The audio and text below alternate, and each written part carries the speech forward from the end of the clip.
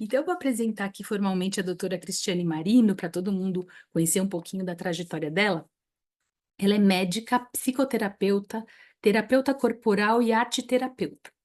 Formada pela USP, com mestrado e doutorado pela Unifesp, pós-graduação em psicologia clínica e psicossomática e especialização em medicina tradicional chinesa.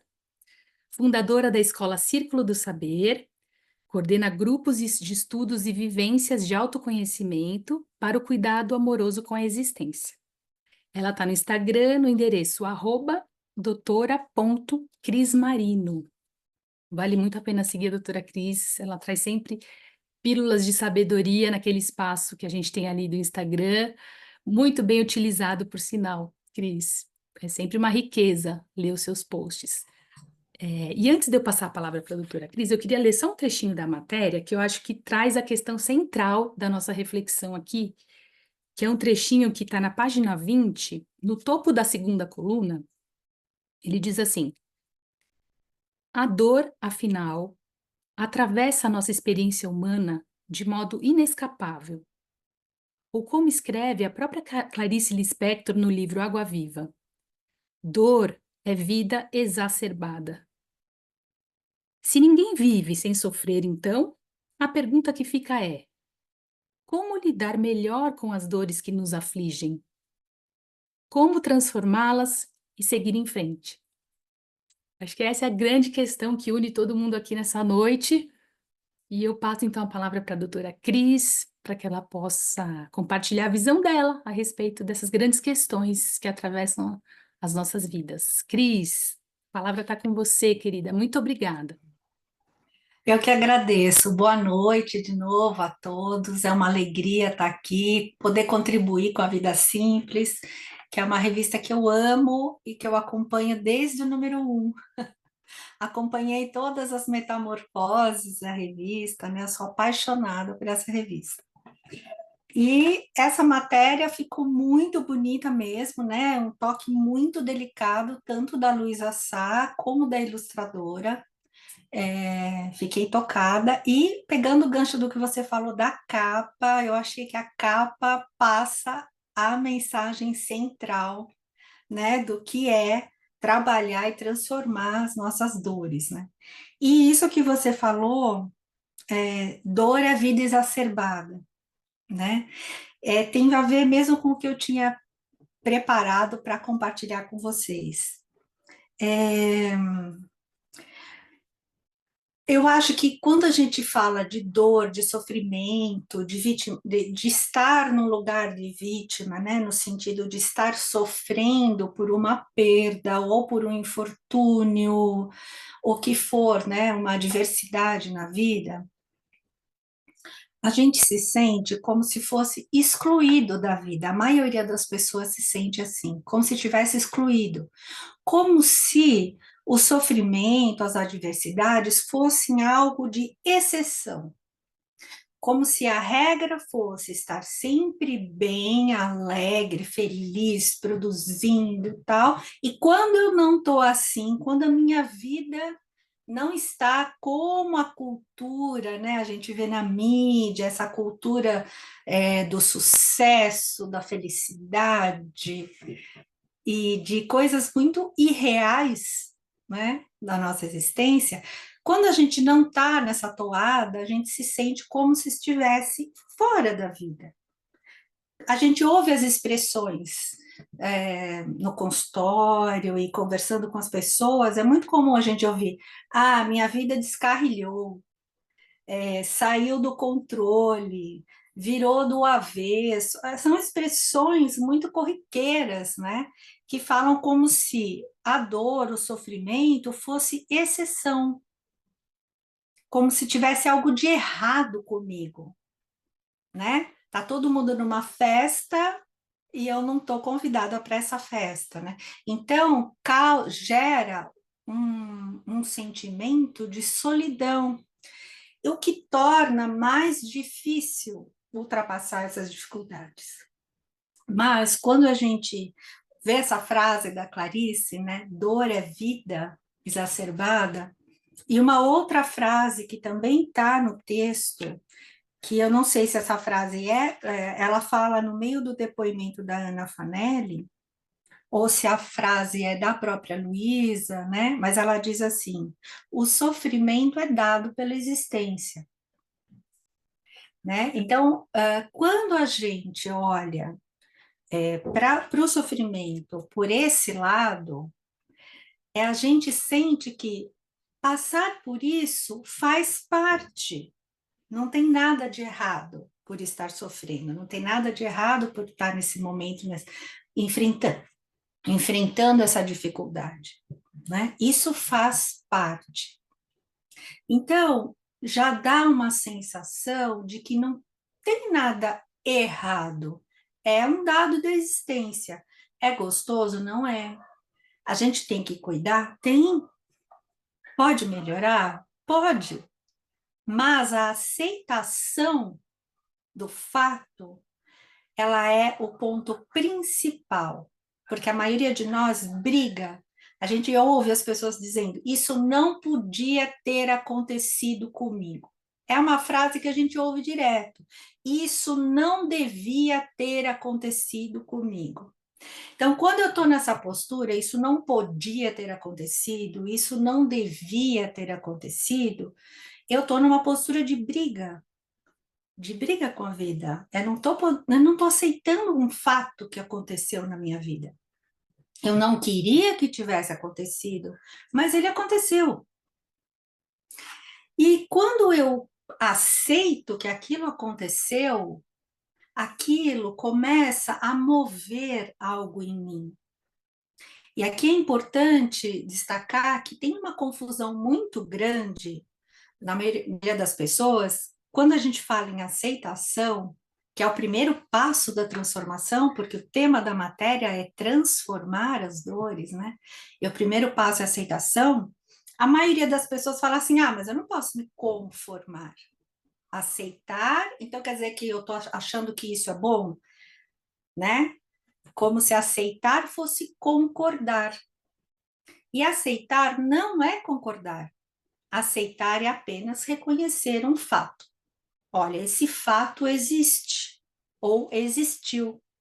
E eu tenho que aceitar que isso aconteceu. A partir do momento que eu paro de brigar com a vida, eu paro de querer achar que aquilo não devia, não podia ter acontecido comigo, algo em mim começa a se mover nesse caminho da transformação.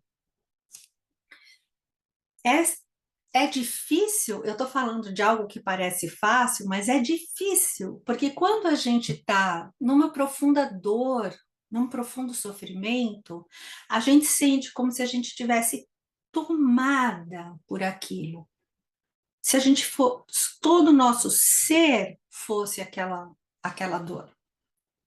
Então, é difícil, mas quando a gente pensa que algo em mim está com muita tristeza, algo em mim está com raiva, por exemplo, porque não queria que as coisas tivessem acontecido dessa maneira, ou tem uma perda e eu estou muito triste, e algo em mim está triste.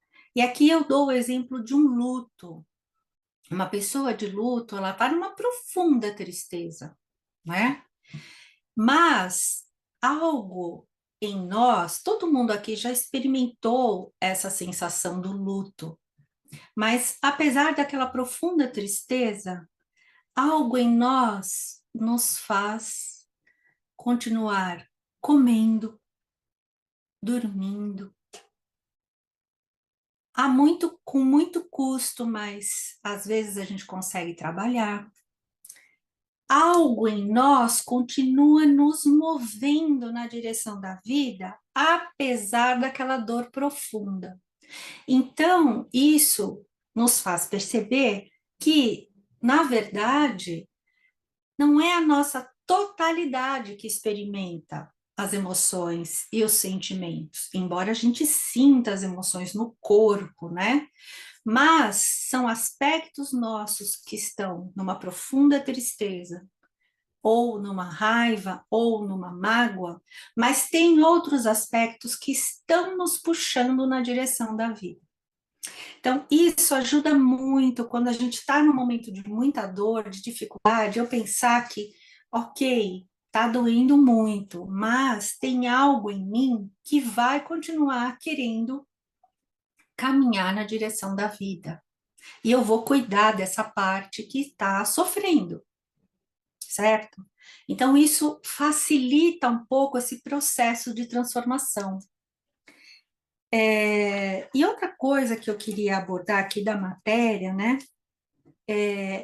Como é difícil, às vezes, a gente sair desse papel, desse lugar da pessoa sofredora, da pessoa que está num profundo sofrimento, e parece que cada hora é uma coisa, e às vezes a gente fica nesse papel, né? Às vezes a gente entra num papel de lamúrias, ou a gente conhece alguém que se lamuria muito, e por mais que alguém tente ajudar, nada tá bom, nada parece ajudar, nada parece ser a solução. A pessoa continua se lamuriando, continua buscando. Aqui tem alguém falando pessoas saudosistas da dor, né? Tem um apego à dor. Por quê? Talvez estar nesse lugar de quem sofre constantemente, porque todo mundo vai experimentar esse lugar, né? É um dado da existência, mas ficar constantemente nesse lugar, né? É, para algumas pessoas é o meio que elas entendem que elas podem obter atenção. Às vezes é a única maneira que a pessoa conhece de conseguir atenção, de conseguir amor, porque às vezes ela não acredita que ela pode ser amada, que ela merece ser cuidada, mas estando no lugar de sofrimento é como se fosse a única maneira de convidar o outro a se aproximar, sempre por esse recurso. Então, para algumas pessoas, não estou dizendo que a maioria, mas muitas pessoas tem esse padrão. Então, essa pessoa que está sempre se lamuriando e você fala, mas e se você tentar tal coisa? Ah, não, não dá certo. Ah, e se você quer? Ah, não, mas é culpa do outro, é o fulano que não me deixa fazer tal coisa, é a situação, é. Então, tem uma frase muito célebre que no mundo da psicologia que diz assim: quem se lamenta não quer solução, quer aliados. Então, a gente precisa tomar cuidado quando tem uma pessoa que se lamenta muito constantemente, parece que nada para ela é possível de resolver a questão ou de aliviar, porque nem tudo tem solução, mas tem alívio, né? Por exemplo, se uma pessoa tem uma doença crônica, ela não vai ficar sem a dor. Ah, a frase é assim: quem se lamenta não quer solução, quer aliados, porque ela quer chamar pessoas ao redor para poder falar daquela pessoa que está causando sofrimento ou da situação, que pessoas simpatizem com ela, né? É a forma que ela encontra de conseguir amor. É diferente do lamento de uma pessoa, por exemplo, que está num processo de luto agudo, né? Ali tem um lamento que é totalmente legítimo, mas aqui a gente está falando daquela lamúria, daquela lamentação constante, tem gente que nunca sai desse padrão. E isso atrapalha muito quem se relaciona com essas pessoas, né? Porque essa pessoa não acredita que ela pode receber atenção de outra forma. Então, a gente precisa ter cuidado, porque às vezes a gente quer salvar, ajudar o outro, ver alguém se queixando de alguma coisa, a gente quer buscar uma solução, dar uma sugestão, mas a gente percebe que não, a pessoa não está aberta. Então a gente pode perguntar para ela, né? O que você imagina que poderia ser uma saída para o seu problema? E essa é uma pergunta que a gente pode fazer para a gente também, quando a gente está num momento difícil, que parece que a gente não está enxergando nada, ou que a gente percebe que é um processo que a gente tem que passar, mas o que você imagina que poderia trazer uma solução?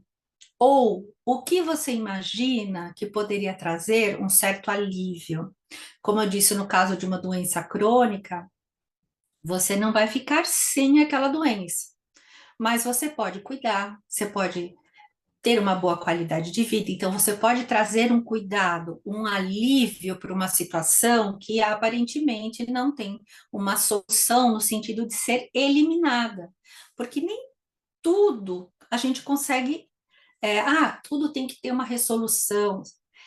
Nem tudo a gente consegue, nem todas as circunstâncias a gente consegue mudar a curto e médio prazo, né?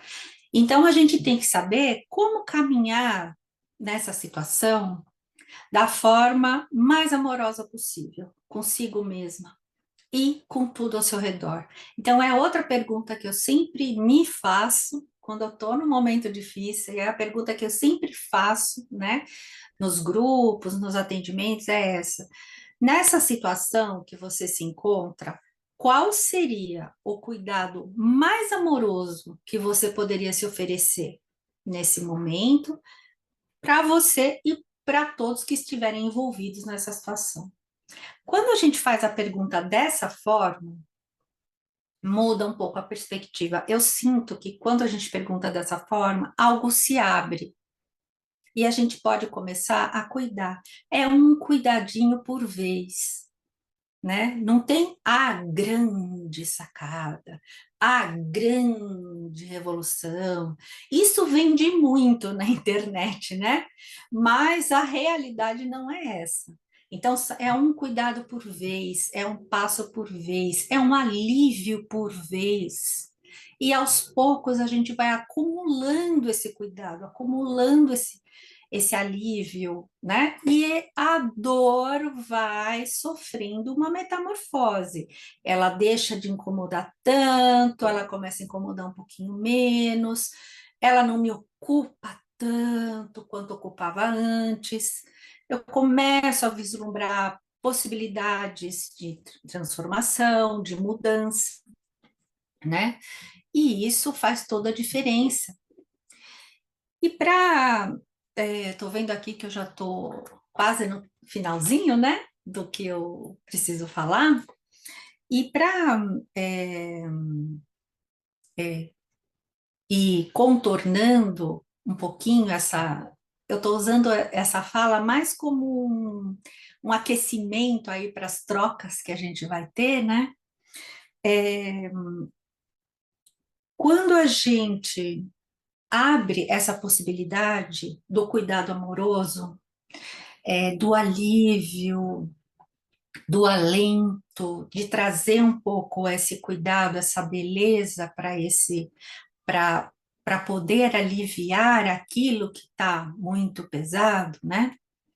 A gente começa a caminhar no sentido da resolução. E às vezes a resolução ela toma um caminho que não é aquilo que eu planejei, mas é aquilo que a minha alma conduziu, né? Porque muitas vezes a gente imagina que a solução tem que ser desta e desta e desta maneira, mas só que a vida e a minha alma pedem outra coisa. Então eu preciso também estar aberta.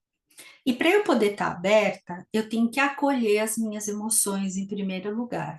Então, se você está muito tocada por uma sensação, dá para vontade de chorar, procure um lugar seguro, lógico, onde você possa expressar essa emoção e chora, né? Mesmo que seja, sei lá, você está num lugar de trabalho, não tem como sair, mas todo mundo pode ir no toalete em algum momento.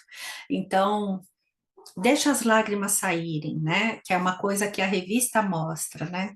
E se o sentimento não for de tristeza, for de raiva, né? Mas eu sinto raiva pelo que aconteceu, acolhe a raiva, tá? Acolhe essa raiva. A raiva faz parte.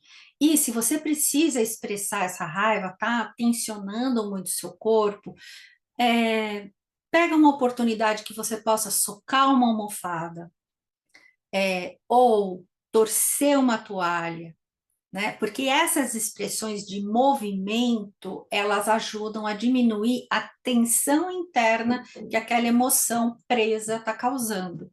E ao tirar essa tensão, eu começo a me abrir também para esse cuidado, né? É, tem um trecho também da matéria que eu queria encerrar com ela, eu acho linda, que é quando alguém sai da posição de incompreensão consigo e reconhece que algo de bom já existiu, aos poucos retorna ao lugar que sempre há em nós, que é o de protagonista da história, né? Porque quando eu estou buscando culpados, querendo sempre transferir para o outro, ou sempre esperando que alguém me salve, eu não estou no comando, eu não estou cuidando amorosamente da minha vida. Mas quando eu reconheço que já teve algo bom, teve um momento que eu estava alegre, que eu estava feliz e que eu posso sim retornar a esse momento de suavidade, de alegria, né? E isso me dá condições de continuar me movendo e avançando no sentido dessa transformação. E tem uma história muito bonita, gente, para fechar, que é a história do jarro das lágrimas etruscas. Eu tive a oportunidade de ver esses jarrinhos quando eu fui no Museu do Louvre. No subsolo tem a parte de arqueologia e tinham vários jarros. Eu não sabia o que era aquilo. Eu fui perguntar para o guia e ele me explicou que aqueles jarrinhos, os etruscos, que são povos que deram origem aos povos que existem hoje na Itália, né? Principalmente no norte da Itália, eles carregavam consigo esses jarrinhos, eles eram todos decorados, eram ânforazinhas assim pequenininhas, que elas eram amarradas num cordão, penduradas no pescoço deles. Todos eles conduziam isso, usavam esses jarrinhos, super delicados, com desenhos muito bonitos. E aqueles jarros todo mundo tinha que ter, porque era para recolher as lágrimas. E eles, ao recolher as lágrimas com aquele jarrinho, guardadas naquele jarrinho, toda vez que chorasse, recolhia, e eles colocavam dentro também pétalas de flores para dar um aroma para aquelas lágrimas guardadas.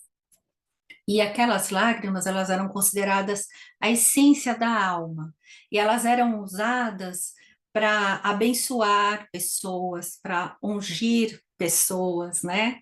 Como se como algo muito sagrado, muito belo e muito sagrado.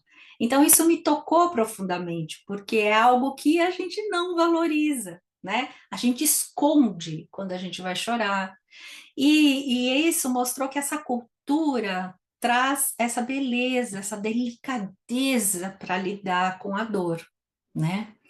Então, com essa história que me encantou, eu queria deixar vocês aqui nesse momento, né, de exposição e poder abrir para a gente poder fazer uma troca, tá bom? Muito obrigada. Obrigada, Cris. Nossa, essa história é muito bonita, muito delicada, como você falou, e simbólica, né? Entrar em contato com os nossos próprios sentimentos e dores, com dignidade, com humanidade, com humildade, porque a aceitação está muito ligada à humildade de se curvar a vida quando é necessário, e poder, a partir dessa experiência introjetada, poder abençoar o caminho de um irmão, de um semelhante que está em sofrimento e que também vai poder encontrar as mesmas forças para seguir em frente, porque somos todos humanos e todos podemos fazer essa travessia. Que linda essa história, Cris. É, eu fiquei pensando também naquela passagem do livro Mulheres Correm com os Lobos, que a Clarissa Pinkola fala que quando a gente chora, as lágrimas enchem o rio da vida e nos conduzem para um lugar melhor. Alguma coisa assim, não é? Você lembra em que É, capítulo ela fala isso? sim, no capítulo da La Llorona, que é o capítulo Ah, 10. tá. Então, ela fala que as lágrimas, quando elas são derramadas, né, você limpa o rio da vida, você não deixa águas estagnadas dentro de você, porque lá naquele conto são águas estagnadas, né? Então, uma água que não está fluindo, e ao chorar, você limpa. e você alimenta o rio da vida, ou seja, a vida passa a ter cor novamente, que é a ilustração da capa, né? É bem isso. Ai, Cris, muito lindo. A Ciomara escreveu aqui, maravilhosa essa história. E nós temos o costume de enxugar as lágrimas e nos desculparmos quando estamos chorando. E é verdade. É tão automático, né? Já ir limpando e ficar constrangido por se emocionar na frente de alguém e se vulnerabilizar na frente de alguém. Às vezes, uma pessoa da Sim, família que você tem intimidade, você se sente desconfortável. Bem observado, Ciomara. Alguém quer fazer alguma pergunta ou partilhar alguma impressão a respeito desse tema? Eu ia falar sobre a palavra mágoa, né? A palavra mágoa, se a gente for pensar, o que é? Uma má água correndo dentro de nós, né? E quando você chora, de fato acontece isso, limpa, né? Limpa. É muito interessante isso, né? E é o que alguém falou, a gente tem o hábito de enxugar a lágrima. E é preciso ter esse tempo de respeito pela lágrima, né? É tempo de chorar, né? Eu acho isso muito profundo. Verdade, Lenita, respeito pela nossa humanidade. Que bonito isso. Obrigada por trazer para a gente aqui essa reflexão. Mais alguém queria fazer alguma pergunta ou contar alguma Eu história? gostaria. Oi, Márcia, boa noite. Boa noite. Primeiro, eu queria falar que eu estou muito emocionada. Está sendo um presente para mim e eu acredito demais que nada nessa vida acontece por acaso. Eu sou assinante da revista há mais ou menos 6 meses. O mês passado eu tentei entrar, eu não sei se deu algum problema, eu não consegui entrar e desisti. E aí, esse mês, eu tinha escrito um artigo na comunidade, e esse mês o meu artigo foi publicado, Recomeçar é Possível, porque eu fiz essa travessia com a morte do meu marido há 7 anos. Ele faleceu por um câncer muito cedo, com 53 anos, e há 7 anos eu venho, primeiro, me curando, acomodando essa dor, como a doutora Cristiane disse, ela se transforma, né? Vai sempre existir um espaço para essa dor que no início da dor aguda toma o nosso ser, a nossa alma, o nosso corpo, e depois, quando a gente aceita, né? Essa dor ela vai encontrando um cantinho no nosso coração, né?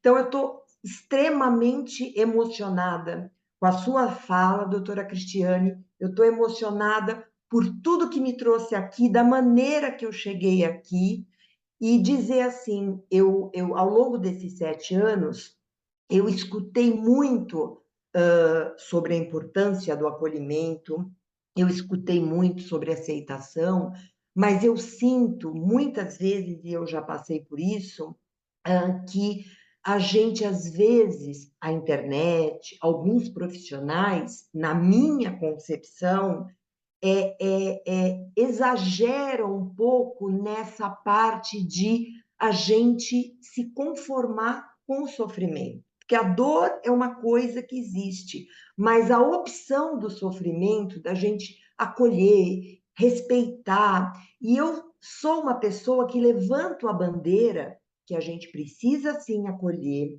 a gente precisa respeitar, mas a gente precisa se movimentar. A gente precisa dizer sim para essa parte que existe puxando a gente para a vida, né? Existe essa parte, a gente só não enxerga se a gente não der um passo em favor do que eu acho que é o segundo movimento importante. O primeiro é a aceitação da realidade e a segunda é a gente se permitir fazer essa travessia. Eu sinto que muita gente tem a dificuldade por medo de julgamento interno, por medo de julgamento externo, se permitir fazer essa travessia do eu me permito viver, viver uma nova vida, né? Que jamais será a mesma, jamais. A minha vida jamais será a mesma sem o meu amor, sem o meu parceiro de vida. Mas eu digo para vocês hoje, e às vezes os ambientes oprimem tanto a gente nesse espaço de acolher, entender, as pessoas precisam entender que a gente sente o luto, que a gente às vezes tem uma certa inibição, e aqui eu senti esse acolhimento de dizer, apesar da minha vida não ser a mesma, hoje eu posso olhar e dizer que eu me sinto feliz.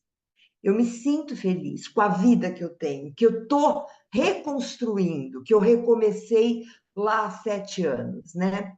Então, era isso que eu queria dizer da minha felicidade de estar essa noite aqui. E a gente começa, a dor faz isso com a gente, dá um chacoalho na gente, para a gente observar as sutilezas, as maravilhas, a delicadeza da vida, como é eu estar saboreando, degustando a oportunidade e o presente de Deus ter me colocado hoje nesse primeiro clube, nesse momento. Eu assino digitalmente, né? Mas esse mês a revista está tão maravilhosa que eu adquiri o exemplar de forma avulsa para eu ler e reler e me encantar aí com cada pedacinho dessa edição. Então, doutora Cristiane, muito obrigada por esse presente, viu?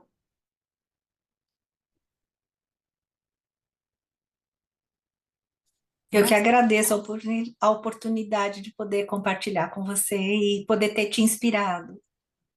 Obrigada. Nossa, Márcia, eu queria te agradecer também. Estou muito emocionada com o seu relato e você transmite uma posição tão afirmativa perante a vida, tão forte nesse sentido de uma reconstrução possível que não foi do dia para a noite. Você falou que levou 7 anos. Eu imagino que você foi juntando caquinho por caquinho, mas tem uma força de afirmação, de um sim para a vida que me arrepiou inteira. E eu estou aqui muito emocionada e feliz por te conhecer hoje, por ter ouvido a sua história e ter também me fortalecido para enfrentar os meus caminhos. Muito obrigada. Eu ia falar também, Rafa, acho que não tem ninguém aqui com a mãozinha levantada, né? Pode falar, Lu. Ouvir as suas palavras, Márcia, além de nos renovar e nos estimular, né, frente às vezes que a gente precisa passar, para a gente aqui que faz a vida simples, que trabalha incansavelmente para produzir o melhor conteúdo possível, e viver, né, disso hoje em dia, que não é nada fácil, né, porque as pessoas leem menos, né, enfim, então a gente aqui batalha todos os dias. Então ouvir as suas palavras sobre o nosso trabalho, você não imagina o quanto que realmente nos estimula aqui na vida simples. Então, muito obrigada, não só pela tua história, que é altamente inspiradora, mas pelo seu depoimento, né, desse momento aqui com a vida simples. Então, muito obrigada. Eu que agradeço. Uma injeção de ânimo para a gente continuar, né, Lu? Com certeza. Fez bem em pontuar isso, realmente. A Natália deixou aqui um comentário tão legal. Ela falou: uma anotação pessoal do meu diário após ler a matéria. Gostaria de trazer para vocês. Não cultivar o ato de saudosismo com a dor. Enquanto eu alimentar a dor dentro de mim, continuarei carregando-a comigo. Ao acolher a transformação que ela proporcionará dentro de mim, no presente e no daqui para frente, poderei me libertar e escolher posturas e pensamentos mais saudáveis para a minha vida. Que lindo, Natália. É isso mesmo, essa autorresponsabilidade, né? Retomar esse poder de transformação para si mesma. Obrigada por partilhar aqui no chat. Olha, a Lenita. Diga, Lenita. Eu sempre penso na vida simples, né? Porque eu sou assinante há muitos anos, aí voltei outra vez. Teve uma vez que eu pensei, eu até ri, que eu assinei 2 vezes. Eu falei, gente, eu estou recebendo 2 revistas, o que que eu arrumei dessa vez? Mas porque, na verdade, eu recebi 2 e-mails, eu falei, ué, Eu não renovei a assinatura? Não, então eu preciso renovar, não vou receber a revista. Aí começou a chegar duas. Aí eu achei graça, né? E fiz disso um presente para algumas pessoas. E aí eu sempre penso em vocês e eu penso assim, gente, é o tipo do presente que eu gosto de direcionar a assinatura da revista, né? Porque é um presente precioso demais. E é um presente que a pessoa lembra da gente de uma coisa, de uma forma muito boa, porque tudo que lê acrescenta, aprende, né? Então fica a sugestão. É um presente que eu faço para as pessoas que eu amo, que eu gosto e tal. Eu dou de presente a revista e a pessoa fica lá 6 meses, às vezes um ano, recebendo e sendo gratificada por isso. Um outro ponto que eu queria até comentar com a doutora Cristiane é que eu sempre ouço falar, doutora Cristiane, acerca da ideação suicida, né? Quando você está trabalhando ideação suicida em consultório, você diz, não é tudo dentro de você que quer morrer. Na verdade, você quer acabar com um sofrimento específico, né? E aqui na matéria diz assim: a gente tem a tendência de achar que o que está sentindo é totalidade, quando não é. Se estou triste, é como se eu toda estivesse consumida pela tristeza. Ao perceber que isso é só um aspecto meu, que algo em mim está triste, mas não sou eu toda, a pressão interna diminui um pouco. Eu falei, nossa, isso é tão semelhante a essa condição que a gente trabalha no consultório, né? E eu às vezes penso assim, às vezes é necessário a tristeza mesmo, né? Tem um autor que eu gosto muito, que é o Botega, né? O psiquiatra, e ele diz, ele tem até um livro que o nome é esse, né? A tristeza profunda, ela transforma. A depressão é que paralisa, né? Isso é muito interessante, porque às vezes a gente está com pessoas e que a tristeza é o todo da pessoa, e não é o que é mesmo que está doendo. Aí você vai lá e vê que é um pedaço da vida, é algo, né? É muito rico isso. Nossa, Lenita, esse ponto ele é muito importante mesmo que você trouxe. Essa diferença entre a tristeza profunda e esse limiar que a separa da depressão, como você disse, que paralisa.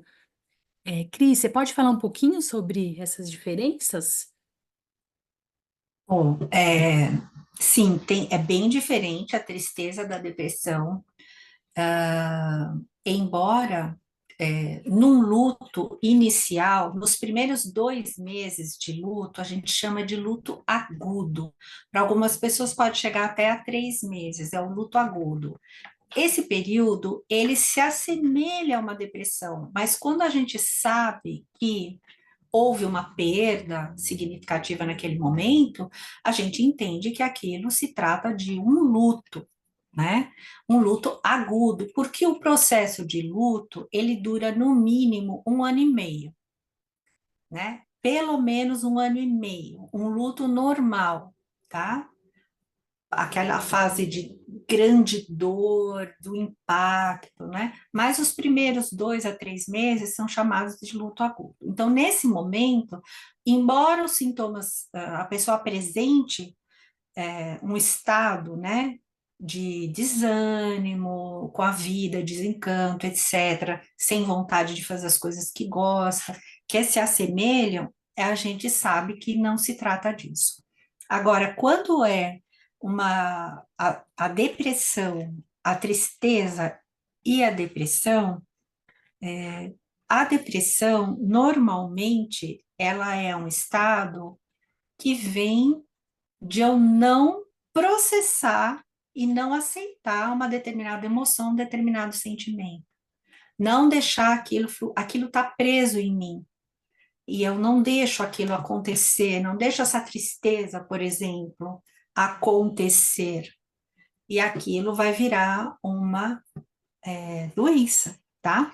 Não são todos os casos de depressão que vêm de uma tristeza não vivida. Existe, a depressão é uma doença multifatorial, né? Mas isso que a Lenita falou, de quando a pessoa não se permite viver essa tristeza, e essa tristeza se transformar numa doença depois, isso é possível sim. É esse aqui, meninas, ó. Ah, eu acho que não vai dar para ver. Não, não vai dar para ver. É que Ele eu está acho que com você está com fundo. o fundo É, desfocado. o fundo, mas eu vou escrever o nome dele aqui. Ah, obrigada, Lenita. Coloca aqui no chat pra gente, por favor, aí todo Tá, mundo pode tá joia. registrar e depois ir atrás, se tiver interesse. Uhum. Ele é um guia para pacientes e familiares. Então é bem interessante. Muito bom, obrigada. Mais alguém queria falar? Eu queria comentar, Rafa, Pode falar, Lu. trazendo para esse tema que a doutora Cris acabou de comentar, né, sobre a tristeza e sobre a depressão. Eu não sei se é percepção minha, não tenho conhecimento de causa real, de estatística, mas eu tenho a impressão que, que a gente, talvez as gerações mais novas, não sabem muito lidar com a tristeza. Então, você fica triste e você vai no médico, médico em tese te dá remédio. Também não sei o quanto, né, dos profissionais de psiquiatria e de terapia, né, psicólogo, está preparado. Os mais jovens, eu estou querendo falar aqui, né, porque a gente vê o pessoal querendo, justamente por conta das redes sociais, e tudo mais, nunca enfrentar a tristeza. Mas como ela é uma condição muito importante na nossa condição humana, como você falou, os etruscos faziam, né, toda essa cerimônia por conta da dor, das lágrimas, né? Então, o quanto que isso é significativo e como que a gente tem um papel importante também, nós aqui como veículo, de trazer esses assuntos à tona, né? De você, de fato, identificar, o profissional te ajudar a identificar se você está sofrendo uma tristeza ou se você está, de fato, com uma doença crônica, enfim, que é a depressão, a ansiedade, enfim. Você quer que eu comente, Lu? Isso, você percebe isso, Uhum. doutora? Você percebe isso Sim, no pessoal mais jovem? sim, a nossa cultura não tem espaço para sentir tristeza, né? E a gente percebe que quanto menos espaço existe para a tristeza numa cultura ou numa comunidade, maior é o número de casos de depressão. Então, isso está relacionado. E a cultura em que a gente vive, como eu estava falando no início, é uma cultura que prega a felicidade a qualquer custo, alegria o tempo todo, é uma coisa quase maníaca, né? E se você não está seguindo esse ritmo, a pessoa como se sente como que excluída da comunidade onde ela vive. E isso, essa solidão piora ainda mais a situação. Então, buscar pessoas que tenham um pensamento nessa linha, né, que a gente está falando, desse cuidado amoroso, buscar esse cuidado amoroso consigo mesmo, né, é fundamental para conseguir sair dessa situação. E com relação à medicalização do sofrimento, né, ele existe, né, a gente sabe que existe, mas uma vez que a depressão estiver instalada, é fundamental a medicação para poder sair do quadro. Enquanto a depressão não é um quadro instalado, você pode sair com várias medidas alternativas, terapia, etc. Mas se o quadro for instalado, aí você tem uma alteração bioquímica, aí você vai precisar de medicação. Então, a gente não deve ter preconceito com relação à medicação. Ela é importante quando bem usada, quando bem administrada, né? E se a depressão ela for bem tratada no primeiro episódio, a chance de ter novamente é muito baixa. Quando a gente vê que se a pessoa abandona o tratamento ou não faz tratamento, ela vai ter uma recorrência da depressão, vai ter uma segunda vez. Às vezes, anos depois, às vezes 6 meses depois. E a gente sabe que na recorrência, na recaída, a chance de sair, de não conseguir sair daquele quadro e dele se tornar crônico, é quase 70%.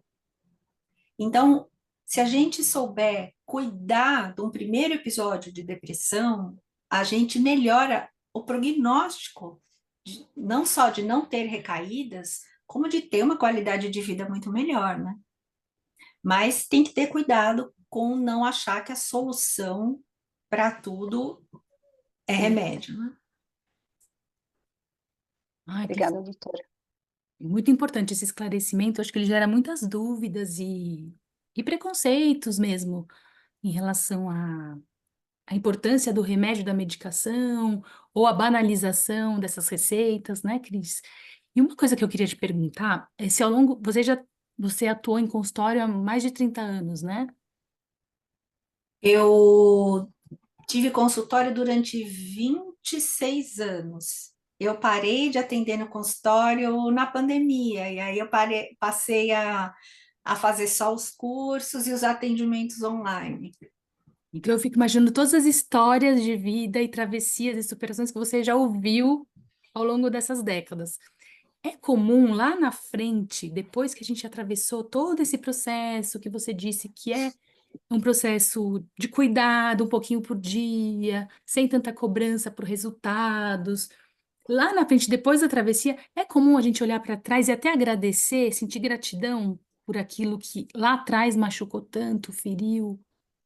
Eu queria que você falasse um pouco desse depois, sabe? Sim, o processo, ele é um processo que ele não é uma linha contínua de melhora. O processo de lidar com a dor, o processo e também o processo, no caso, se for também uma depressão. Mas o processo natural, né, de sair de uma condição de um profundo sofrimento, ele não é uma linha ascendente, que você vai passinho, degrauzinho, degrauzinho e vai sempre melhorando. Não. Ele tem dias que você tá melhor, tem dias que você dá uma caidinha, aí você melhora de novo, mas você vai sempre, vai subindo e descendo um pouquinho, mas sempre nunca para o estado original. Então, vocês vai estar sempre um pouquinho melhor, mas vai ter dias piores e dias melhores. Aceitar isso, nossa, já ajuda demais, né? A não ter essa cobrança. E com relação ao depois, olha, eu vi muito, não só pessoas que enfrentaram processos de luto, de grandes sofrimentos, perdas, adversidades, mas eu acompanhei muitas pacientes com câncer de mama e todo o processo de cuidado e tal. E nesses processos, no final do tratamento, as pessoas geralmente dizem, percebem que elas estão muito melhores do que quando elas entraram no processo. É doloroso, não é fácil, tem altos e baixos, né? Não é nada fácil. Mas quando você, tempos depois, você percebe que passou, né? O tsunami já passou, né? Você fala, nossa, eu expandi de alguma. Quando o processo é bem feito, né, gente? Quando o cuidado é bem. Quando a gente consegue se administrar esse cuidado, buscar ajuda se necessário, mas a gente percebe que meus horizontes se ampliaram. Eu consigo apreciar mais as delicadezas, a beleza da vida, cada momento. Eu saio um pouco desse piloto automático, começo a fazer meio que uma peneira na vida, do que realmente vale a pena, do que é perda de tempo, pessoas que vale a pena ter do lado, pessoas que não vale a pena ter do lado. Então, todos os, assim, nos casos em que a coisa andou bem, né? Sempre ouvia dos pacientes e das pacientes também que passavam por um tratamento quimioterápico, cirurgia, etc. E no final elas perceberem quantas mudanças elas fizeram na vida a partir de um infortúnio que é uma doença grave como essa, né? Então, sim, se você fizer o cuidado adequado, sim, você sai mais, você sai mais com mais lastro, que é o que a Adélia Prado fala, né? Ela fala assim, no começo, tem um texto dela que ela fala, no começo eu tinha muito medo do sofrimento, mas aí o sofrimento veio de qualquer jeito, eu Meu querendo ou Deus do não, céu, coisa né? de criança grita. Mas agora eu sinto que eu tenho lastro. Então, com um bom lastro, né, o navio, ele oscila na tempestade, mas ele não tomba. Então, é essa sensação que a gente tem depois de passar por um processo como esse, né? A gente sente uma segurança de que, puxa, dei conta e a minha vida se enriqueceu, não se empobreceu. Então, é realmente assim mesmo. Ai, Cris, que linda essa imagem do barco. Tantas imagens hoje aqui, a começar pela capa, depois a gente foi para os vasinhos, Tudo agora muito o barco, simbólico, né, tudo muito Rafa? simbólico, né, Lu? Que riqueza, É, a força do símbolo na nossa psique, né? Quanta força é. um símbolo pode transmitir para nossa alma, é muito bonita essa relação. Você quer falar alguma Eu, coisa, Lu? eu quero, acho que a Lenita levantou a mão. Lenita, eu vou falar, já te Ixi, passo a palavra, tá bom? É, você tá ouvindo? a, Que é isso? Deus. Tem alguém tá algum com. áudio aberto? Acho que tiramos, né? É. É, a Márcia comentou do luto dela, né, pela perda do seu companheiro. A doutora comentou aqui das mulheres que, né, passaram pelo câncer. Eu passei há um ano e pouco por um divórcio solicitado por mim. Então, é um divórcio de um casamento de 23 anos que foi um processo muito, muito doloroso, né?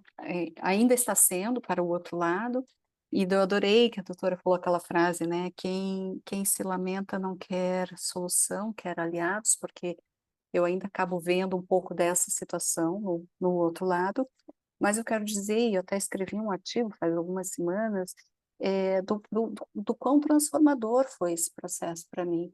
Foi muito, muito difícil, muito doloroso, porque tinha uma série de questões envolvidas num casamento de tanto tempo, mas depois que passou a dor, que as coisas foram se acalmando e que eu não virei o mastro da vela, né, que eu consegui passar por tudo isso, eu vejo o quanto eu evoluí mesmo, o quanto eu estou melhor, o quanto eu estou mais segura do caminho que eu tô seguindo, da decisão que eu tomei e positivo com o que eu vou enxergar pela frente. Então, essa capa também conversou muito comigo, né? Porque eu acho que eu consegui transformar muito dessa dor, porque é engraçado, porque às vezes parece que a pessoa que pede a separação, no caso, não está sofrendo. A questão é que essa pessoa sofreu muito antes até chegar àquela decisão, né? Porque eu passei por um longo processo até tomar aquela decisão. E daí só ver o sofrimento do outro.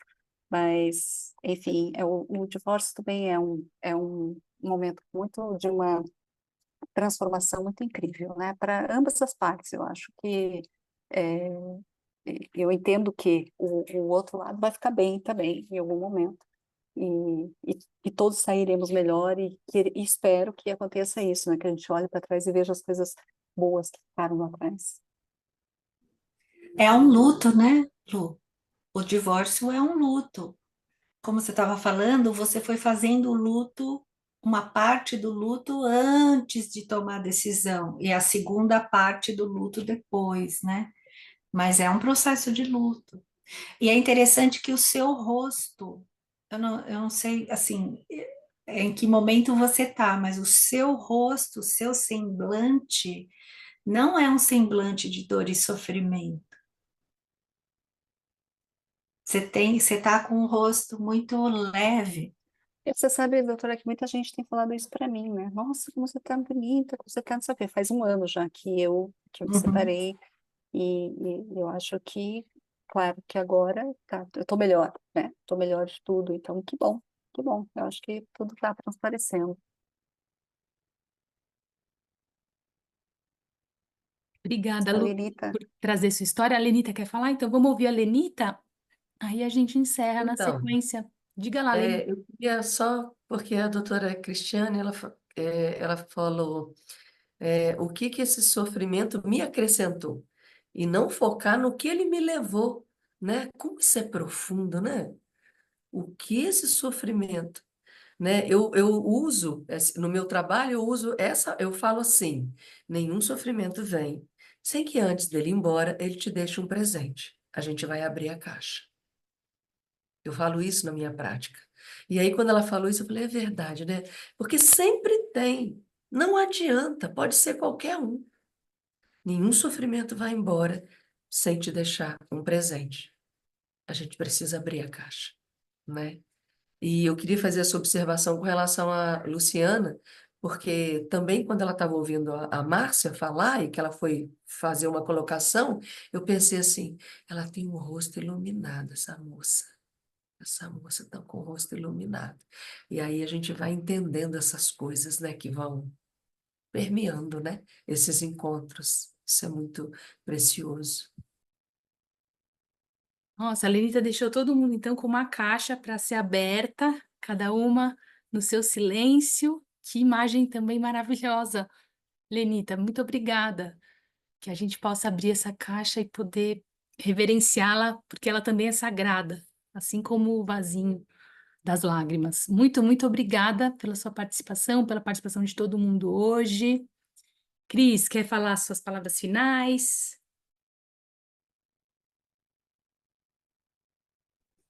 Eu queria agradecer por essa troca rica, por essas experiências de vida que vocês compartilharam, porque a experiência de cada uma nutre as outras, né?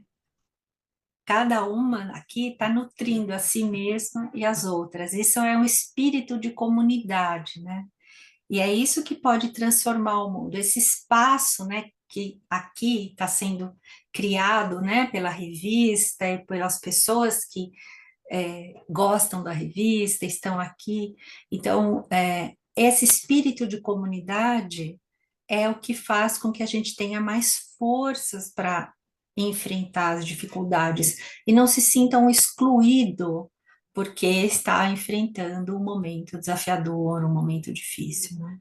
Então, isso é muito bonito. Eu queria agradecer por ter essa oportunidade de estar aqui com vocês, né? Porque para mim também é uma cura.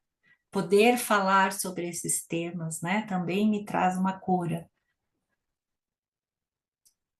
Ai, que lindo, Cris. Obrigada. Quer falar alguma coisa, Lu? Não, foi um encontro especialmente maravilhoso, né? Acho que tocou muito a alma de todo mundo que está aqui. Então, obrigada por essa grande egrégora que formamos aqui de trocas, de conhecimentos e de experiências. E alegria poder fazer tudo isso junto com vocês. Obrigada, doutora, pela participação. Foi um encontro leve, como a matéria, como a capa, como as ilustrações. Acho que tudo ornou e se harmonizou hoje. Foi muito, muito bonito. Eu também estou muito nutrida, muito emocionada e fortalecida a partir das experiências de vocês para seguir no meu caminho com mais coragem, com mais força e acreditando que a vida é feita de ciclos e que a gente pode atravessá-los de maneira amorosa. Com Muito, muito certeza. obrigada. Uma boa noite Obrigada, para gente. Boa vocês. A gente se noite. vê no mês que vem, na última quinta do mês. Exato. Até mais, gente. Beijo, Beijo. boa noite, bom descanso. Deles. Todos eles conduziam isso, usavam esses jarrinhos super delicados, com desenhos muito bonitos. E aqueles jarros todo mundo tinha que ter, porque era para recolher as lágrimas.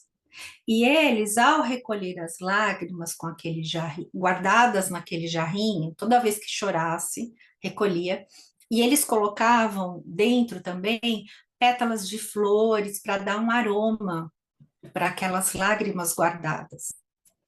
E aquelas lágrimas, elas eram consideradas a essência da alma, e elas eram usadas para abençoar pessoas, para ungir pessoas, né?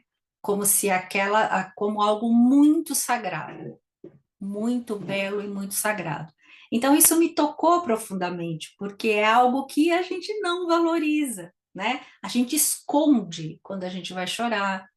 E isso mostrou que essa cultura traz essa beleza, essa delicadeza para lidar com a dor, né?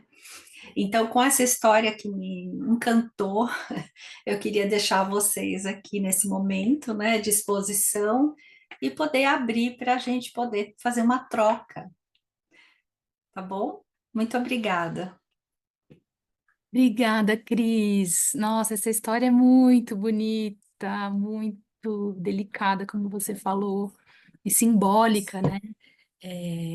Entrar em contato com os nossos próprios sentimentos e dores, com dignidade, com humanidade, com humildade, porque a aceitação está muito ligada à humildade de se curvar a vida quando é necessário, e poder, a partir dessa experiência introjetada, poder abençoar o caminho de um irmão, de um semelhante que está em sofrimento e que também vai poder encontrar as mesmas forças para seguir em frente, porque somos todos humanos e todos podemos fazer essa travessia. Que linda essa história, Cris.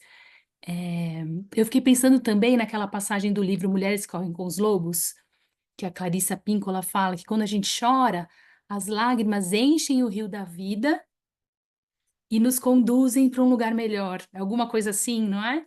Você lembra em que É, capítulo ela fala isso? sim, no capítulo da La Llorona, que é o capítulo Ah, 10. tá. Então, ela fala que as lágrimas, quando elas são derramadas, né, você limpa o rio da vida, você não deixa águas estagnadas dentro de você, porque lá naquele conto são águas estagnadas, né? Então, uma água que não está fluindo, e ao chorar, você limpa e você alimenta o rio da vida, ou seja, a vida passa a ter cor novamente, que é a ilustração da capa, né? É bem isso.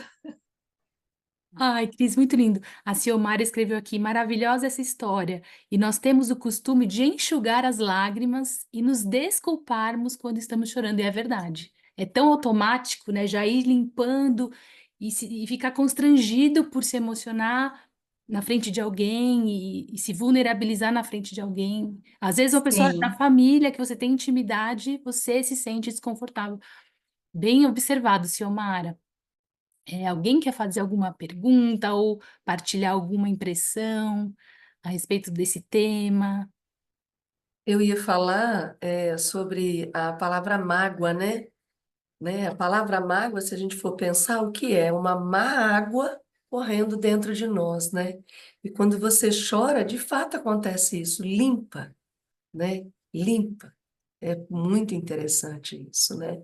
E é o que alguém falou, a gente tem o hábito de enxugar a lágrima. E é preciso ter esse tempo de respeito pela lágrima, né? É tempo de chorar, né? Eu acho isso muito profundo. Verdade, Lenita, respeito pela nossa humanidade. Que bonito isso. Obrigada por trazer para a gente aqui essa reflexão. Mais alguém queria fazer alguma pergunta ou contar alguma Eu história? gostaria. Oi, Márcia, boa noite. Boa noite. Primeiro, eu queria falar que eu estou muito emocionada. Está sendo um presente para mim e eu acredito demais que nada nessa vida acontece por acaso. Eu sou assinante da revista há mais ou menos 6 meses. O mês passado eu tentei entrar, eu não sei se deu algum problema, eu não consegui entrar e desisti. E aí, esse mês, eu tinha escrito um artigo na comunidade, e esse mês o meu artigo foi publicado, Recomeçar é Possível, porque eu fiz essa travessia com a morte do meu marido há 7 anos. Ele faleceu por um câncer muito cedo, com 53 anos, e há 7 anos eu venho, primeiro, me curando, acomodando essa dor, como a doutora Cristiane disse, ela se transforma, né? Vai sempre existir um espaço para essa dor que no início da dor aguda toma o nosso ser, a nossa alma, o nosso corpo, e depois, quando a gente aceita, né? essa dor ela vai encontrando um cantinho no nosso coração, né?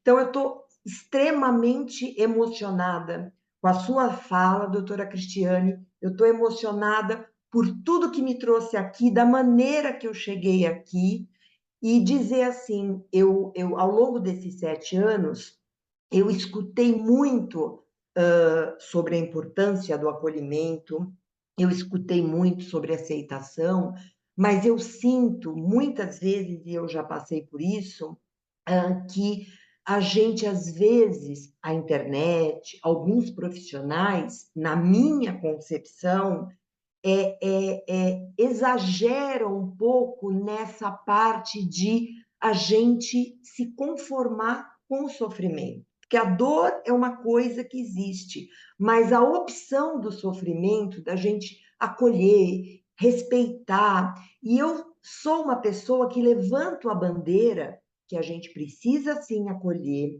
a gente precisa respeitar, mas a gente precisa se movimentar. A gente precisa dizer sim para essa parte que existe puxando a gente para a vida, né? Existe essa parte, a gente só não enxerga se a gente não der um passo em favor do que eu acho que é o segundo movimento importante. O primeiro é a aceitação da realidade e a segunda é a gente se permitir fazer essa travessia.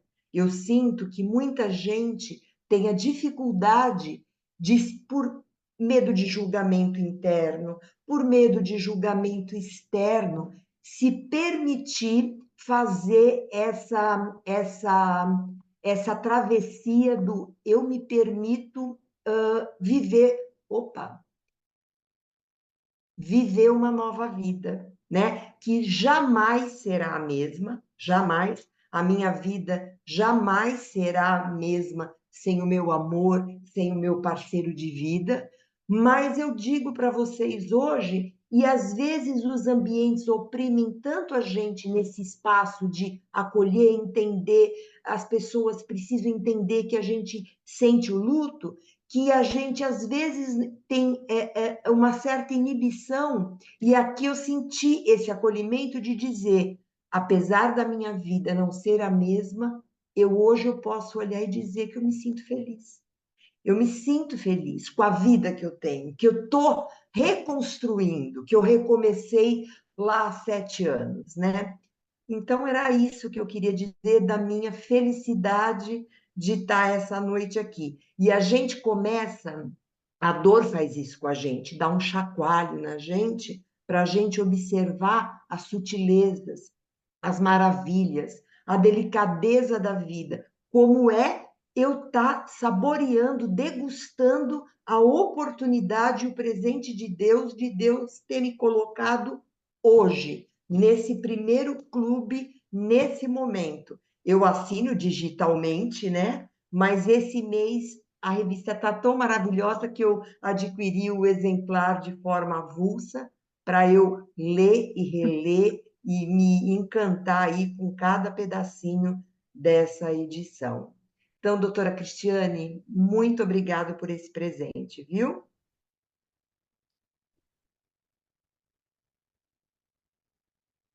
Eu que agradeço a oportunidade de poder compartilhar com você e poder ter te inspirado. Obrigada. Nossa, Márcia, eu queria te agradecer também. Estou muito emocionada com o seu relato e você transmite uma posição tão afirmativa perante a vida, tão forte nesse sentido de uma reconstrução possível que não foi do dia para a noite. Você falou que levou 7 anos. Eu imagino que você foi juntando caquinho por caquinho, mas tem uma força de afirmação, de um sim para a vida que me arrepiou inteira. E eu estou aqui muito emocionada e feliz por te conhecer hoje, por ter ouvido a sua história e ter também me fortalecido para enfrentar os meus caminhos. Muito obrigada. Eu ia falar também, Rafa, acho que não tem ninguém aqui com a mãozinha levantada, né? Pode falar, Lu. Ouvir as suas palavras, Márcia, além de nos renovar e nos estimular, né, frente às coisas que a gente precisa passar, para a gente aqui que faz a vida simples, que trabalha incansavelmente para produzir o melhor conteúdo possível, e viver, né, disso hoje em dia, que não é nada fácil, né, porque as pessoas leem menos, né, enfim, então a gente aqui batalha todos os dias. Então ouvir as suas palavras sobre o nosso trabalho, você não imagina o quanto que realmente nos estimula aqui na Vida Simples. Então, muito obrigada, não só pela tua história, que é altamente inspiradora, mas pelo seu depoimento, né, desse momento aqui com a Vida Simples. Então, muito obrigada. Eu que agradeço. Uma injeção de ânimo para a gente continuar, né, Lu? Com certeza. Fez bem em pontuar isso, realmente. A Natália deixou aqui um comentário tão legal. Ela falou: uma anotação pessoal do meu diário após ler a matéria. Gostaria de trazer para vocês. Não cultivar o ato de saudosismo com a dor. Enquanto eu alimentar a dor dentro de mim, continuarei carregando-a comigo. Ao acolher a transformação que ela proporcionará dentro de mim, no presente e no daqui para frente, poderei me libertar e escolher posturas e pensamentos mais saudáveis para a minha vida. Que lindo, Natália. É isso mesmo, essa autorresponsabilidade, né? Retomar esse poder de transformação para si mesma. Obrigada por partilhar aqui no chat. Olha, a Lenita. Diga, Lenita. Eu sempre penso na Vida Simples, né? Porque eu sou assinante há muitos anos, aí voltei outra vez. Teve uma vez que eu pensei, eu até ri, que eu assinei 2 vezes. Eu falei, gente, eu estou recebendo 2 revistas, o que que eu arrumei dessa vez? Mas porque, na verdade, eu recebi 2 e-mails, eu falei, ué, eu não renovei a assinatura? Não, então eu preciso renovar, não vou receber a revista. Aí começou a chegar duas. Aí eu achei graça, né? E fiz disso um presente para algumas pessoas. E aí eu sempre penso em vocês e eu penso assim, gente, é o tipo do presente que eu gosto de direcionar à assinatura da revista, né? Porque é um presente precioso demais. E é um presente que a pessoa lembra da gente de uma coisa, de uma forma muito boa, porque tudo que lê acrescenta, aprende, né? Então fica a sugestão. É um presente que eu faço para as pessoas que eu amo, que eu gosto e tal. Eu dou de presente a revista e a pessoa fica lá 6 meses, às vezes um ano, recebendo e sendo gratificada por isso. Um outro ponto que eu queria até comentar com a doutora Cristiane é que eu sempre ouço falar, doutora Cristiane, acerca da ideação suicida, né? Quando você está trabalhando ideação suicida em consultório, você diz, não é tudo dentro de você que quer morrer. Na verdade, você quer acabar com um sofrimento específico, né? E aqui na matéria diz assim: a gente tem a tendência de achar que o que está sentindo é totalidade, quando não é. Se estou triste, é como se eu toda estivesse consumida pela tristeza. Ao perceber que isso é só um aspecto meu, que algo em mim está triste, mas não sou eu toda, a pressão interna diminui um pouco. Eu falei, nossa, isso é tão semelhante a essa condição que a gente trabalha no consultório, né? E eu às vezes penso assim, às vezes é necessário a tristeza mesmo, né? Tem um autor que eu gosto muito, que é o Botega, né? O psiquiatra, e ele diz, ele tem até um livro que o nome é esse, né? A tristeza profunda, ela transforma. A depressão é que paralisa, né? Isso é muito interessante, porque às vezes a gente está com pessoas e que a tristeza é o todo da pessoa, e não é o que é mesmo que está doendo. Aí você vai lá e vê que é um pedaço da vida, é algo, né? É muito rico isso. Nossa, Lenita, esse ponto ele é muito importante mesmo que você trouxe. Essa diferença entre a tristeza profunda e esse limiar que a separa da depressão, como você disse, que paralisa. Cris, você pode falar um pouquinho sobre essas diferenças? Bom, sim, é bem diferente a tristeza da depressão, embora num luto inicial, nos primeiros 2 meses de luto, a gente chama de luto agudo. Para algumas pessoas pode chegar até a 3 meses, é o luto agudo. Esse período, ele se assemelha a uma depressão, mas quando a gente sabe que houve uma perda significativa naquele momento, a gente entende que aquilo se trata de um luto, né? Um luto agudo, porque o processo de luto, ele dura no mínimo 1 ano e meio, né? Pelo menos 1 ano e meio, um luto normal, tá? Aquela fase de grande dor, do impacto, né? Mas os primeiros 2 a 3 meses são chamados de luto agudo. Então, nesse momento, embora os sintomas, a pessoa apresente um estado, né, de desânimo com a vida, desencanto, etc., sem vontade de fazer as coisas que gosta, que se assemelham, a gente sabe que não se trata disso. Agora, quando é a depressão, a tristeza e a depressão, normalmente, ela é um estado que vem de eu não processar e não aceitar uma determinada emoção, um determinado sentimento. Não deixar aquilo tá preso em mim. E eu não deixo aquilo acontecer, não deixo essa tristeza, por exemplo, acontecer.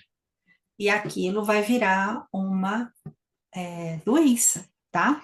Não são todos os casos de depressão que vêm de uma tristeza não vivida. Existe, a depressão é uma doença multifatorial, né? Mas isso que a Lenita falou, de quando a pessoa não se permite viver essa tristeza, e essa tristeza se transformar numa doença depois, isso é possível, sim. É esse aqui, meninas, ó. Ah, eu acho que não vai dar para ver. Não, não vai dar para ver. É que Ele eu está acho que com você está fundo. com o fundo desfocado. No fundo, mas eu vou escrever o nome dele aqui. Obrigada, Lenita. Coloca aqui no chat para a gente, por favor. Aí todo Tá, mundo pode tá joia. registrar e depois ir atrás, se tiver interesse. Uhum. Ele é um guia para pacientes e familiares. Então é bem interessante. Muito bom, obrigada. Mais alguém queria falar? Eu queria comentar, Rafa, Pode falar, Lu. trazendo para esse tema que a doutora Cris acabou de comentar, né, sobre a tristeza e sobre a depressão.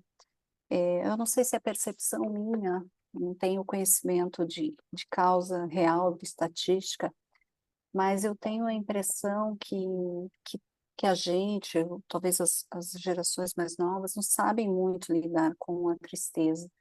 Então, você fica triste e você vai no médico, médico em tese te dá remédio. Também não sei o quanto, né, dos profissionais de psiquiatria e de terapia, né, psicólogo, está preparado. Os mais jovens, eu estou querendo falar aqui, né, porque a gente vê o pessoal querendo, justamente por conta das redes sociais, e tudo mais, nunca enfrentar a tristeza. Mas como ela é uma condição muito importante na nossa condição humana, como você falou, os etruscos faziam, né, toda essa cerimônia por conta da dor, das lágrimas, né? Então, o quanto que isso é significativo e como a gente tem um papel importante também, nós aqui como veículo, de trazer esses assuntos à tona, né? De você, de fato, identificar, o profissional te ajudar a identificar se você está sofrendo uma tristeza ou se você está, de fato, com uma doença crônica, enfim, que é a depressão, a ansiedade, enfim. Você quer que eu comente, Lu? Isso, você percebe isso, Uhum. doutora? Você percebe isso Sim, no pessoal mais jovem? sim, a nossa cultura não tem espaço para sentir tristeza, né? E a gente percebe que quanto menos espaço existe para tristeza numa cultura ou numa comunidade, maior é o número de casos de depressão. Então, isso está relacionado. E a cultura em que a gente vive, como eu estava falando no início, É uma cultura que prega a felicidade a qualquer custo, alegria o tempo todo, é uma coisa quase maníaca, né?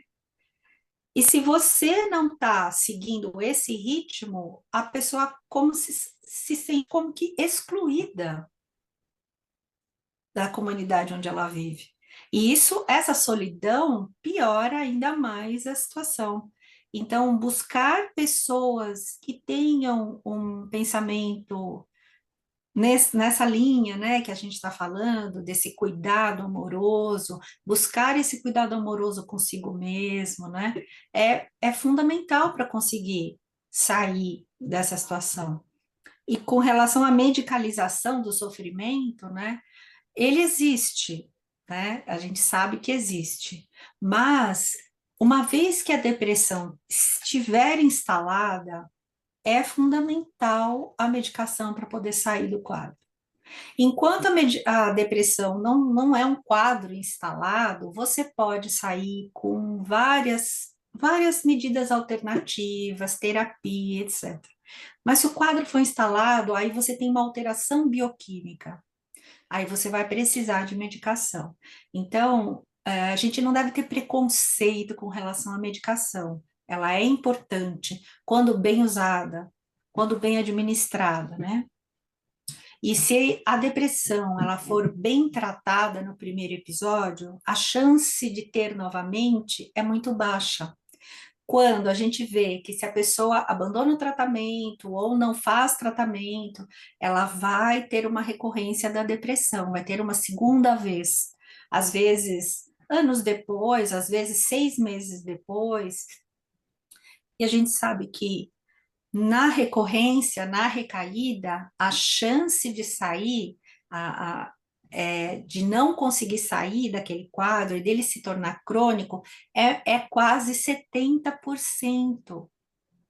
Então, se a gente souber cuidar de um primeiro episódio de depressão, a gente melhora o prognóstico, não só de não ter recaídas, como de ter uma qualidade de vida muito melhor, né?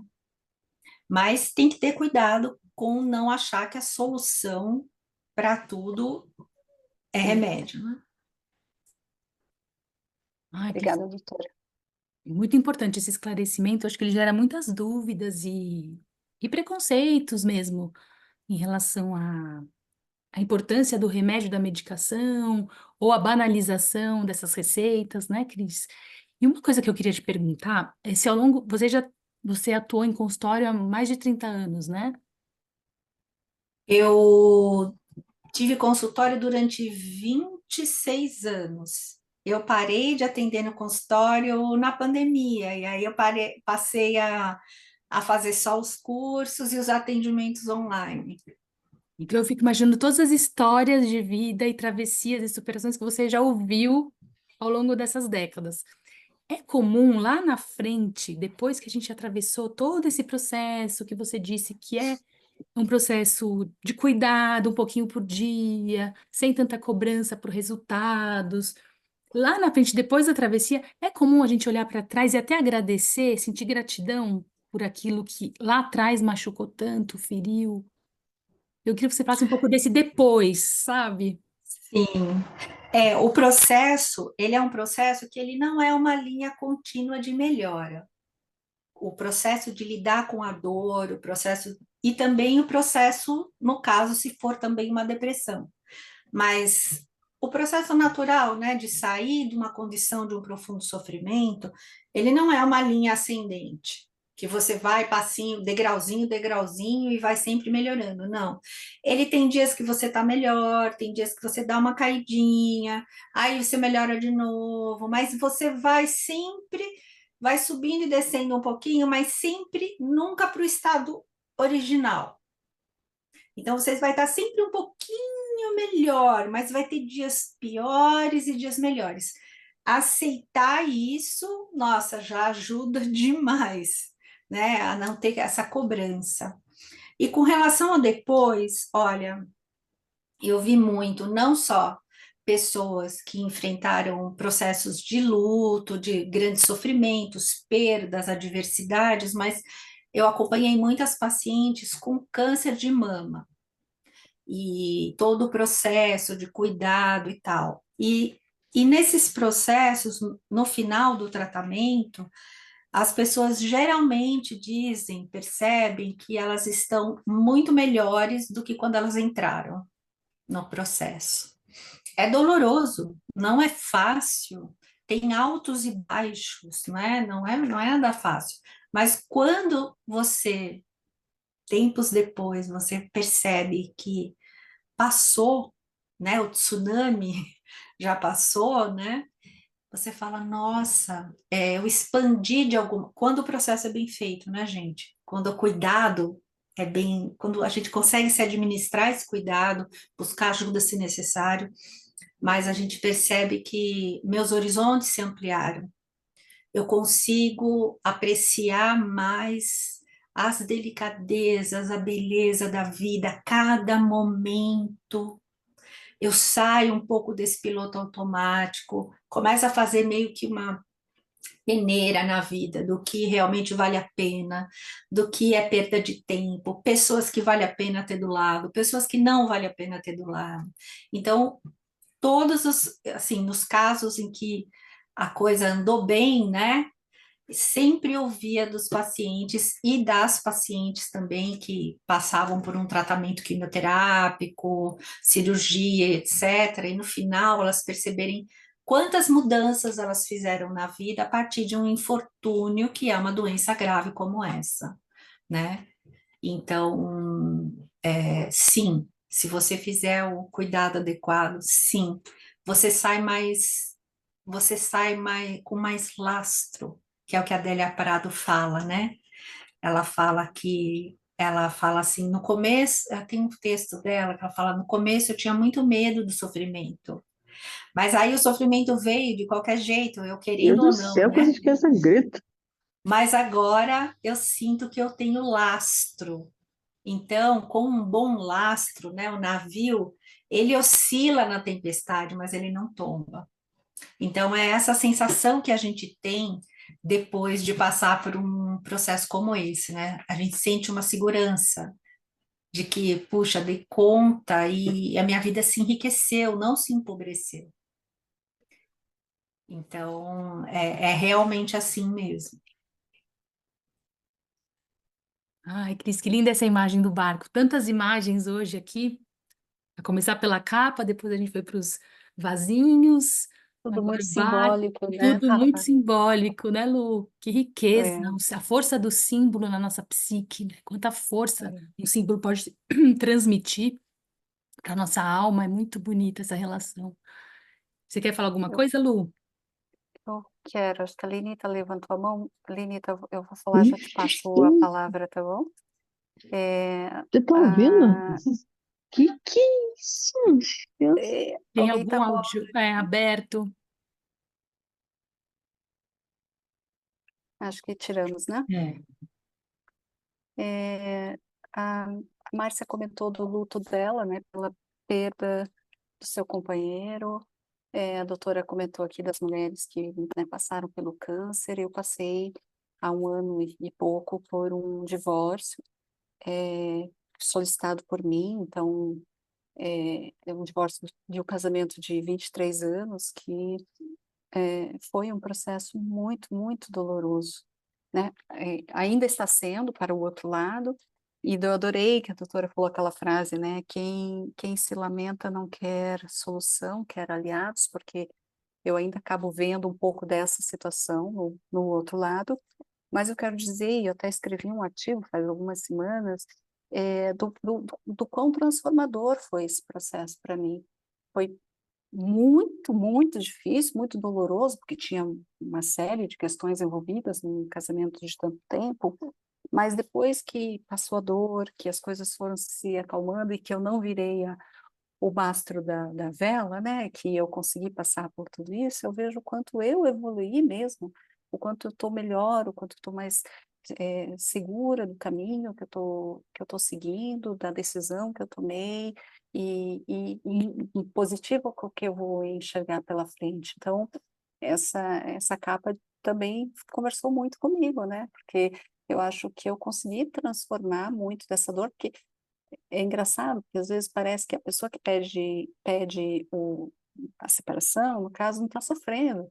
A questão é que essa pessoa sofreu muito antes até chegar àquela decisão, né? Porque eu passei por um longo processo até tomar aquela decisão. E daí só ver o sofrimento do outro.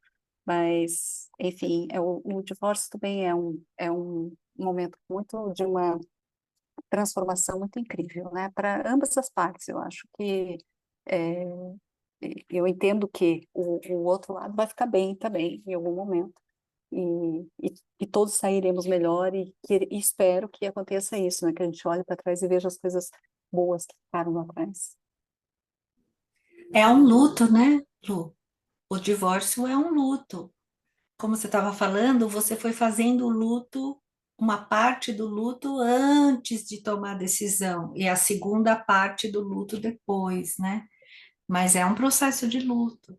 E é interessante que o seu rosto, eu não sei, assim, em que momento você tá, mas o seu rosto, o seu semblante, não é um semblante de dor e sofrimento. Você tá com o rosto muito leve.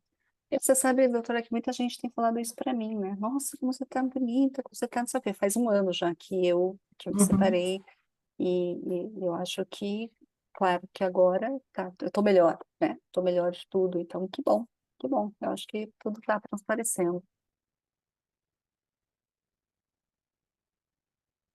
Obrigada, A Lu, Lenita, por trazer sua história. A Lenita quer falar? Então vamos ouvir a Lenita, aí a gente encerra na Então, sequência. Diga lá, Lenita. eu queria só, porque a doutora Cristiane, ela falou o que que esse sofrimento me acrescentou, e não focar no que ele me levou, né? Como isso é profundo, né? O que esse sofrimento, né? Eu uso, no meu trabalho, eu uso essa, eu falo assim, nenhum sofrimento vem sem que antes dele ir embora, ele te deixe um presente. A gente vai abrir a caixa. Eu falo isso na minha prática. E aí, quando ela falou isso, eu falei, é verdade, né? Porque sempre tem. Não adianta, pode ser qualquer um. Nenhum sofrimento vai embora sem te deixar um presente. A gente precisa abrir a caixa, né? E eu queria fazer essa observação com relação a Luciana, porque também quando ela estava ouvindo a Márcia falar e que ela foi fazer uma colocação, eu pensei assim, ela tem o rosto iluminado, essa moça. Essa moça está com o rosto iluminado. E aí a gente vai entendendo essas coisas, né, que vão permeando, né, esses encontros. Isso é muito precioso. Nossa, a Lenita deixou todo mundo então com uma caixa para ser aberta, cada uma no seu silêncio. Que imagem também maravilhosa, Lenita. Muito obrigada. Que a gente possa abrir essa caixa e poder reverenciá-la, porque ela também é sagrada, assim como o vasinho das lágrimas. Muito, muito obrigada pela sua participação, pela participação de todo mundo hoje. Cris, quer falar suas palavras finais? Eu queria agradecer por essa troca rica, por essas experiências de vida que vocês compartilharam, porque a experiência de cada uma nutre as outras, né? Cada uma aqui está nutrindo a si mesma e as outras. Isso é um espírito de comunidade, né? E é isso que pode transformar o mundo. Esse espaço, né, que aqui está sendo criado, né, pela revista e pelas pessoas que gostam da revista, estão aqui. Então, esse espírito de comunidade é o que faz com que a gente tenha mais forças para enfrentar as dificuldades e não se sinta um excluído porque está enfrentando um momento desafiador, um momento difícil, né?